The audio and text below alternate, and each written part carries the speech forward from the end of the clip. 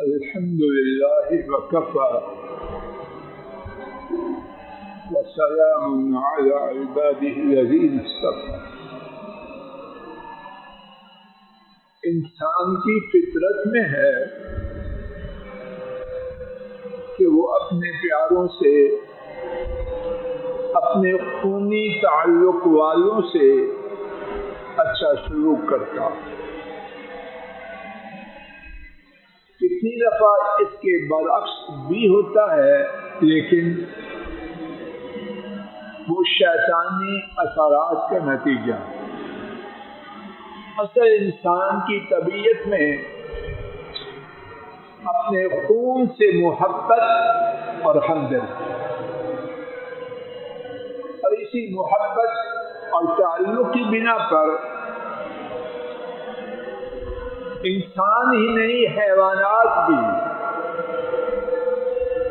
ایک دوسرے سے اچھا سلوک کرتے. اور کتنی ہی دفعہ جب انسان یہ سمجھتا ہے کہ خون کے تعلق والے ہم سے جدا ہو چکے اور ہم سے کوتاہی ہوئی، تو چاہتا ہے کسی طرح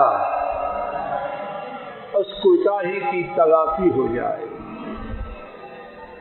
اور بتلانے والے اہل علم بتلاتے ہیں اس کی کوتاہی کی ایک بہترین صورت یہ ہے کہ ان کے لیے دعا کی جائے.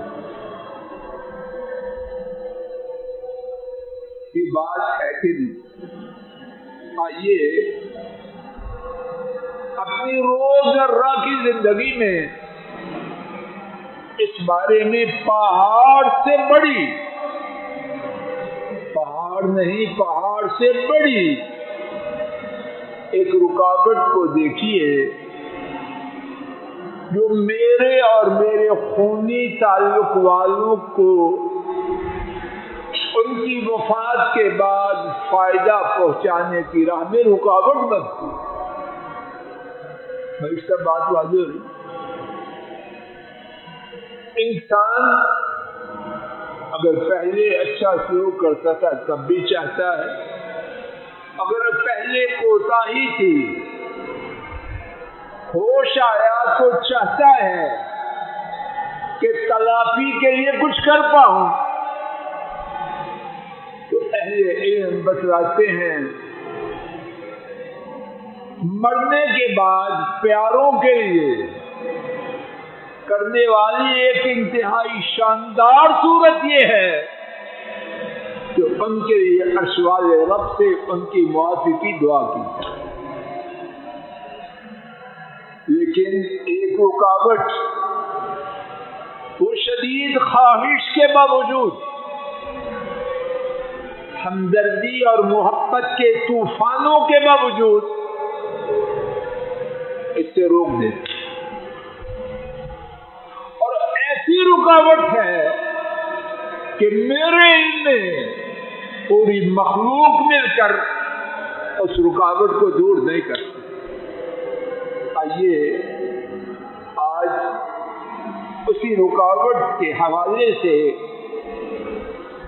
اللہ کی توفیق سے قرآن کریم کی 2 آیات کریمہ کے حوالے سے بات کرتے ہیں، اور اس کا کچھ حل بعد میں کف افسوس ملنے سے پہلے، پریشان ہونے سے پہلے اب بندوبست کرنے کا پروگرام بناتے ہیں. بات کیا ہے مرزا صاحب؟ شرک ایسی لعنت ہے ملک صاحب، شرک ایسی لعنت ہے جس میں آ جائے اس کے لیے مجھے ہاتھ اٹھا کے یہ کہنے کی اجازت نہیں اللہ اس کو معاف کرے. اس کے لیے نماز جنازہ پڑھنے کی اجازت نہیں، اس کی قبر پہ جا کے دعائے مغفرت کی اجازت نہیں. آدمی بیت اللہ چلا جائے، ایک دفعہ نہیں، جتنی زندگی میں جتنی دفعہ جانا ممکن ہے، 30 دفعہ، 40 دفعہ، 50 دفعہ، 70 دفعہ چلا جائے، میدان عرفات میں پہنچ جائے، میدان عرفات میں پہنچ جائے، گناہوں کی معافی کا بازار ہے، وہاں جا کے بھی اگر اس کا کوئی پیارا مشرک مر گیا، اس کو یہ کہنے کی اجازت نہیں میری اماں اللہ نہ کرے اگر مشرک تھی تو اس کو اللہ تعالیٰ معاف کر دے۔ جو وہاں جا کے بھی یہ لفظ کہے گا وہ مجرم ہے، گناہ گار، دعا کا قبول ہونا وہ تو دور کی بات، یہ کہنے والا مجرم۔ آئیے سورہ توبہ آیت شریفہ نمبر 113 پہلے دیکھیے۔ ما كان للنبي والذین آمنوا، نبی کے لیے، اور یہاں ما كان للنبی النبی ہے، ذہن بیٹا النبی ہے، پڑھنا کون سے نبی؟ امام الانبیاء سید الاولین والآخرین، جن کے بارے میں ہمارا عقیدہ یہ ہے ان جیسا اللہ کی پوری مخلوق میں نہ تھا، نہ ہے، نہ ہو، نہ انسانوں میں، نہ جنوں میں، نہ ملائکہ مقربین میں۔ مرزا صاحب جب ان کو اختیار نہیں تو میں آپ کس بات کی بولی؟ ما كان للنبی، اس نبی کو یعنی امام الانبیاء صلوات ربی وسلام علیہ، اور والذین آمنوا، اور کون ایماندار؟ اس وقت سب سے پہلے ایماندار کون تھے؟ صدیق، فاروق، عثمان، علی رضی اللہ تعالی عنہم اجمعین۔ ہم سارے مل جائیں ایک علی نہیں بن سکتا، رضی اللہ تعالی عنہ۔ تو یہ سب بات واضح نہیں، اللہ نے بات کہاں سے شروع کی؟ کوئی گنجائش باقی رہ گئی؟ پھونک ماریں گے، دم کروائیں گے، کروا لے جو کروا لے۔ محمد کریم صلی اللہ علیہ وسلم کو اور ان لوگوں کو جو ایمان لائے ان کے لیے یہ جائز نہیں کبھی بھی ما كان للنبی کان کا لفظ، یہ کوئی عارضی وقتی حادثاتی حکم نہیں، ابدی قانون ہے۔ محمد کریم صلی اللہ علیہ وسلم اور ایمان والوں کے لیے کبھی جائز نہیں ان یستغفروا للمشرکین، کہ مشرکوں کے لیے یہ کہیں اللہ اس کو معاف کر۔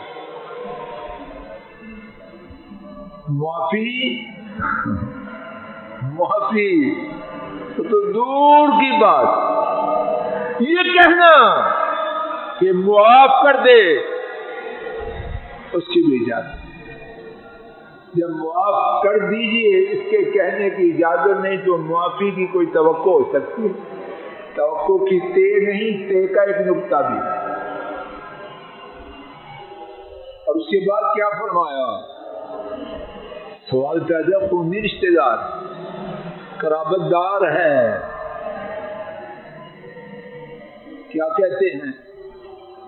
گوشت سے ناخن جدا ہو سکتے ہوتے ہیں، یہاں معاوضے ٹوٹ جاتے ہیں، راستہ بھی بچے کو اپنے پاس بٹھا۔ لوگ کہتے ہیں گوشت سے ناخن جدا ہوتے ہیں جی، یہاں ٹوٹ جاتے ہیں، یہاں ناخن نہیں، جسم کے ٹکڑے جدا ہو جاتے ہیں۔ وَلَوْ كَانُوا أُولِي قُرْبَىٰ، قرابت دار ہوں، رشتے دار. کیوں؟ اللہ کیوں کا جواب دینے کے پابند ہے. شاہی حکم آئے اور شاہی نہیں، شاہوں کے شاہ، شاہوں کو شاہ وقتی طور پہ بنانے والا. ان کا حکم آیا، اب کیونکہ گنجائش ہے سنتا، لیکن پھر بھی سن لو. من بعد ما تبین لهم انہم اصحاب الجحیم، جب ان کے لیے اچھی طرح واضح ہو گیا. تبین باب کا فعل ہے، اور عربی میں جتنے الفاظ کے حروف زیادہ ہوں معنی زیادہ ہوں. ملک صاحب واضح نہیں ہوا، اچھی طرح واضح ہو گیا. کیا؟ انہم اصحاب الجحیم، یقیناً وہ لا الہ الا اللہ. اللہ کے ہاں الفاظ کا استعمال ویسے نہیں، معاذ اللہ، یہ سوچنا بھی گستاخی. انہم یقیناً وہ، اور جملہ اسمیہ ہے. گرامر کی بات ہے، نتیجہ آپ سمجھو بس. جملہ اسمیہ کیا ہے؟ جس میں جو بات بیان کی جائے وہ دائمی حقیقت ہو، ابدی سرمدی، اس میں کوئی تغیر و تبدل نہیں. یہ کیا سمجھ آ رہی؟ یہ نہیں کہ وہ جہنم میں جائیں گے، یہ بات بھی بہت بڑی ہے. نہیں، انہم اصحاب الجحیم، دائمی قاعدہ یہ ہے، یقیناً وہ جہنمی ہے. تو جب رب ذوالجلال کا رب دائمی قاعدہ، قانون، دستور یہ ہے کہ شرک والے جہنمی ہیں، تو امام الانبیاء اور ان کے ساتھ ایمان لانے والے حضرات صحابہ، ان کو یہ جرأت کیسی ہو سکتی ہے کہ وہ رب کے بنائے ہوئے اٹل قاعدہ کے خلاف چلے؟ اگر چلے تو نبوت رہے، حضرات اہل ایمان کا وہ مقام رہے. مقام تو اسی میں ہے کہ وہ رب کی ہر بات کے سامنے سر تسلیم خم کرتے. اور اس کے بعد یہ اللہ کی کرم نوازی ہے کہ بات کے سمجھاتے ہوئے چھوڑتے نہیں. کسی کا حق نہیں کہ آگے پوچھے، لیکن خود ہی بیان کر دیا. وما كان استغفار إبراهيم لأبيه إلا عن موعدة وعدها إياه.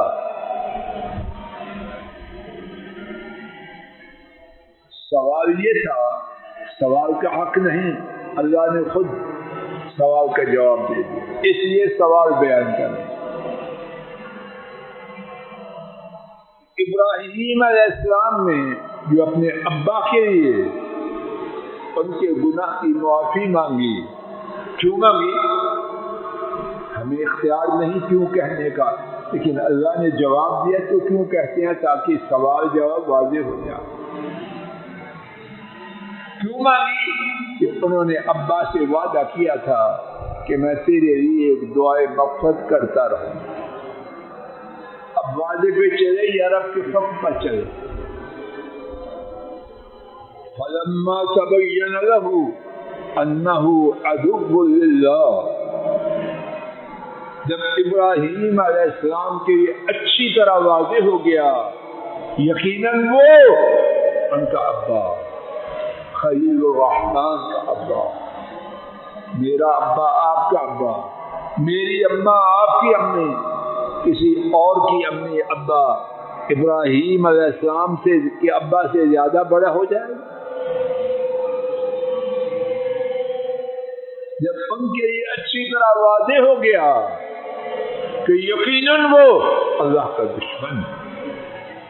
پہلے ہم نے سنا شرک کرنے والا اگرچہ نبی کا قرابت دار ہے کہاں جائے گا؟ بولو. اور یہاں نبی کا قرابت دار مشرک ہے تو اللہ کے ساتھ اس کا کیا تعلق ہے؟ اللہ کا یقیناً دشمن ہے۔ اب ٹکرائی اللہ کی دوستی اور باپ کا تعلق۔ رب کو ماننے والے ابراہیم نے کیا کیا؟ تبرأ من، اپنے باپ سے اللہ تعلقی کا اظہار کر دیا۔ ختم۔ جو رب کا دشمن ہے وہ ابراہیم کا دوست کیسے ہو سکتا؟ ساری قرابت داریاں سن لیجیے، اور اگر یہ ہے تو ایمان ہے، وگرنہ کہانی ہے، اور ہمارے پاس عام طور پر کہانیاں۔ جب ان کے لیے اچھی طرح واضح ہو گیا کہ یقیناً وہ اللہ کا دشمن ہے، تبرأ من، ہم سے اچھی طرح اللہ تعالیٰ میرا کیا تعلق؟ بات کا خلاصہ، میں آپ یا کوئی کتنا چاہے کہ اپنے فوت شدہ قرابت دار کو کچھ فائدہ پہنچائے، اور فائدہ کی ایک بہترین صورت کیا ہے بولو؟ کر سکتا ہے، کیا کریں؟ یہ ہے درس کا آخری حصہ، کیا کریں؟ جب تک ہماری جان میں جان ہے، اپنے قرابت دار کا سانس آ جا رہا ہے، پورا زور لگائیں۔ راز صاحب جی، پورا زور لگائیں، اس کو شرک سے بچائیں۔ رب ذو جلال گواہ، میرے بھائی حضرت امیر بیٹھے ہیں، غلط ہو تو مجھے بتلا دیں۔ اس کائنات میں آپ اپنے رشتہ دار کے ساتھ سب سے بڑی جو نیکی کر سکتے ہیں اس کو شرک سے بچانے کے لیے زور لگا۔ اس سے ایسی کوئی نیکی نہیں۔ آموں کے ٹوکرے بھیجا، چوئی صاحب آموں کا ٹرک بھیج دیں، اچھی بات، لیکن اس ایسی نیکی کوئی نہیں کہ اس کو شرک سے بچا دیں۔ اب سوال یہ ہے کسی کو بچانا ہمارے ہاتھ میں نہیں، یقیناً نہیں، لیکن ہمارے ہاتھ میں کیا ہے؟ زبان اللہ نے ہمیں دی، کوشش اس کے لیے اللہ نے موقع دیا ہے، پورا زور لگائیں اور اللہ سے اب فریاد کریں، یا اللہ میرے فلاں فلاں رشتہ دار کو شرک سے بچا دے۔ شاید اللہ ہماری فریاد کو سن لے اور ہماری دعوت کو، ہماری پکار کو، ہماری تبلیغ کو کارآمد بنا دے۔ اللہ تعالیٰ اپنے فضل و کرم سے ہمیں، ہمارے رشتہ داروں کو اور پوری انسانیت کو شرک سے بچا لے۔